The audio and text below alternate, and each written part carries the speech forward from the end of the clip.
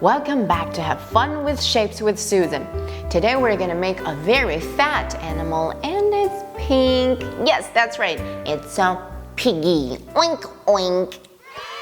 Let's start from the head. We have the biggest circle. Put it right there. This is the head. Semicircle. One semicircle. That's the ear. The other semicircle to make the other ear. This small circle will be the pig nose. Look. Let's make the eye. One eye here. The other eye here. Ta-da! And now we have the smaller circle, the smallest circle, to make the two nostrils. One nostril, the other nostril. Oink, oink.